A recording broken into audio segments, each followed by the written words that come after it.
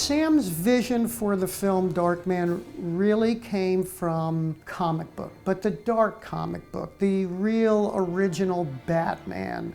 And again, going back to the homage of 30s Universal horror films, the Black Cat. I mean, we talked about a lot of those.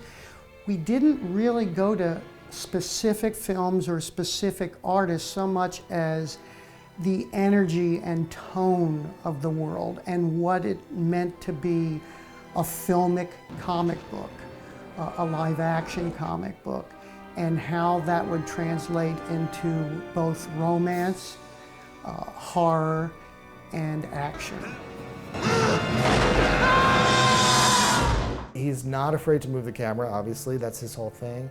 You see in his, now looking, having since seen the movies, you know, he's just fearless with that. And on this film too, he wanted to do things, I don't think they really knew how they're going to do them at first. Creating this world was a very unique challenge.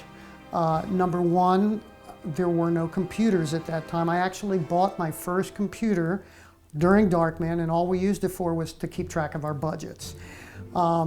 So we had to figure out numerous ways to create a really unique world. And it wasn't just one world. We actually had 3 worlds we had to create.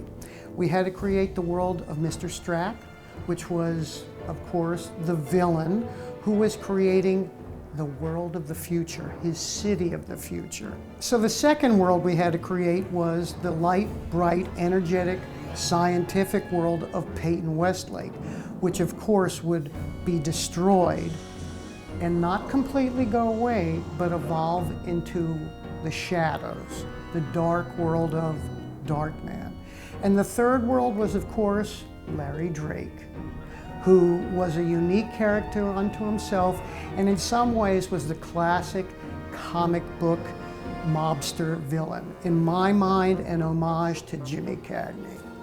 We just started up downtown, and it was kind of fun because we were working in the environment of Darkman. We were downtown, we were right in those areas. We weren't, like, you know, working in an office somewhere else. We were there. Our major location, which was the abandoned, it was actually a soap plant, an abandoned soap factory. And it was still standing. I don't actually know how many years it had been abandoned or that it was closed down. But it had been there a while, and we completely, it was a gift to us. It was right there. And that was the influence for where Darkman makes his new lab, where he hides out. And that was extensively filmed in all areas of it. There was so many amazing parts of it. And then, of course, for his reclaimed lab, that is the set we built on our stage, which was another warehouse nearby. And we used it as a stage. And that's where we built his lab to tie in the look to the soap factory look. We built this model to show, you know, what we could build and what our intention was. This is the ramp where Darkman enters his lair, and all his equipment was up on this platform, which is not in the model because it was quite, that wasn't the purpose of the model. The model was for construction of the actual set and what we're going to need for that. You can see this model has been through the battlefield because you'll notice that there's paint spattered all over it, and that's because the painters and the construction had this model on the stage when they were you know, building it to reference it because it's so organic, what goes here and what goes there. And so it's kind of fun because it's definitely an antique. And if you notice right here, you can see that we have Sam Raimi's signature approving the design for his film. System ready to receive input.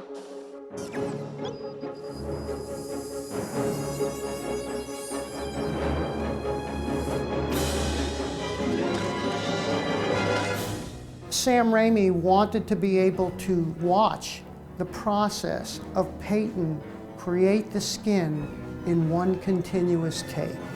That was a lot of research. I did not do it. We had assistants working on, you know, getting all the research of what he would be doing if he's into this field. So a lot of that was scientific based. We were always very concerned, even though that this was considered a comic book genre film, that all of it would be truthful, very real, so that the audience would not feel pulled into a comic book world so much as taken into the world of Darkman. I think all of us from Sam down felt that was our task at hand, to allow people to feel, understand, and relate to what Peyton Westlake Darkman was about to go through in his life. Who's the little boy or you? It doesn't matter. You're dead. The sequence in Chinatown where Larry Drake meets Larry Drake was really a unique challenge. Again, in today's world, you'd simply shoot it in a computer and put it together. What we had to do then was called motion control, where you would take a camera and do multiple passes. We actually built a revolving door with a motor that was tied to a computer, which could do minor things at that time in motion control, so that the computer would make the camera do its movement, and it would move the door in sync to within 1/110,000th of a second simultaneously. So we shot Larry Drake on location building this entire facade with this unit into an existing restaurant in Chinatown. And we shot one side of Larry Drake with the camera, with the film in it, with the same motion control on location.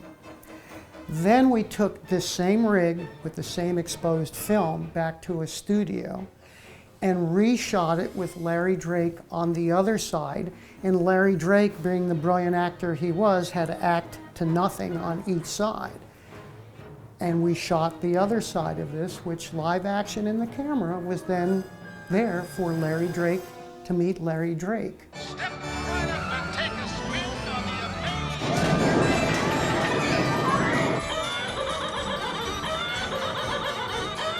the The carnival sequence was all about faces, obviously, because Darkman is tortured by all these faces. You know, the carnival is from his point of view. So they weren't all these cutesy, sweet carnival sides. They had these sort of twisted faces on them. One of our influences was old turn-of-the-century carnivals, and this is what is called a hellmouth, and this sort of scary exhibit you would go through. This was for the freak show, and the booths were just not these sweet little carny booths. They all had a twist to them.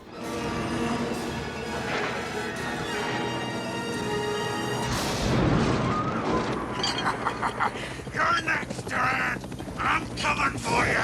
The entire sequence of Darkman being dragged by a helicopter, we actually shut down 9 city blocks for 4 contiguous weekends downtown Los Angeles to be able to drag a stuntman harnessed to this helicopter. Also, the sequence where Darkman is on the helicopter and smashes through the window and lands on the conference table in an office building. We shot that, Darkman, the stuntman, going towards a real building, and then we cut, and in our warehouse facility, we actually built the glass windows, the table, and a harness with a rig, again with no computers. We had to sit with protractor and compass and figure out the trajectory of how to rig this cable so that, again, it's not this. It was how do you drag someone like a helicopter, swinging them through a window and landing flat on a table. Well, we figured it out, we built that, and we shot that on stage. Excuse me. My relationship with Sam was absolutely incredible. We spent a lot of time in his office, and he and I would sit in his office and actually act out scenes and move the cameras around the sets. And I remember once we both got so excited about where things were evolving that I think we knocked a lamp over off of his desk. I remember when we first presented him the designs for Strack's office. He was so excited, and Randy carefully, presented it in pieces. We had a model and we had a rendering, and he was just so excited to get this set, that the set was going to be built for him. He was jumping up and down. He was like a little kid. Julie, Lewis, we have to talk. Excellent. I love to talk. Brandy? Colin Friels plays Strack, and he was the romantic foil. He was the villain, but he was the sexy villain, the romantic foil for Julie. And so at one point he was, to show his greed, I think was the idea, he was supposed to be in his private apartment, his penthouse, and in this scene he was supposed to come out of the bathroom, out of the shower, with a towel around himself, and pour a whole bag of South African Krugerrand gold coins on the bed. And then he takes off his towel and rolls around in these coins on the bed, and they're sticking to him. I remember the storyboard showed them. And so this scene was filmed, but I remember that, I remember that the studio saw the dailies, and we had a little meeting because Sam was a little bit nervous because the studio didn't know what to make of this scene. And it's hard to know what was in Sam's mind, how this was all going to piece together, but the studio didn't understand the scene, and they basically said, we thought we're getting an action thriller movie, and we don't know what this is about. So I think, obviously, it ended up on the cutting room floor. Consider what we're building here.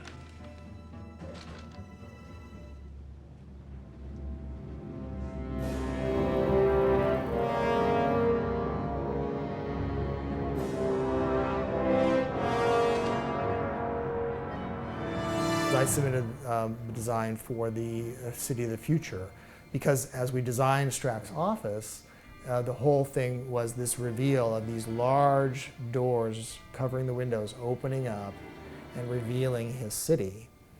And so we had to lay that out, and so I did a drawing to show what we wanted out the windows. And then of course that was taken off by the visual effects people.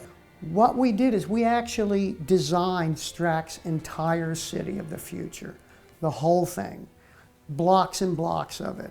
And when Peyton and Strack, Darkman and Strack fight at the end of the movie on the City of the Future under construction, we actually built that full scale.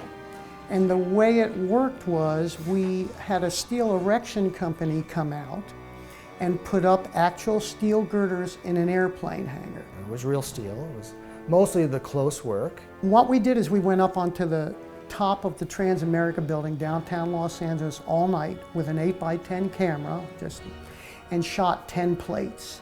And then we put these plates together and created what at that time was the largest translight in Hollywood, beaten a few months later by Ghostbusters. It was 120 feet by 20 feet, and it was a night shot of downtown Los Angeles. It ringed 3/4 of the set. High steel! And then in order to get all the shots looking up and down, this is pre-digital, they used a process called intravision.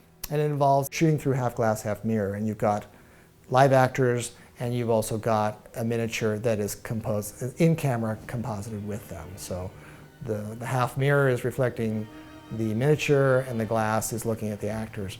And it's apparently an old school process, and so it's kind of fun to do that because who's doing that anymore? And that's how all of the high steel stuff was done.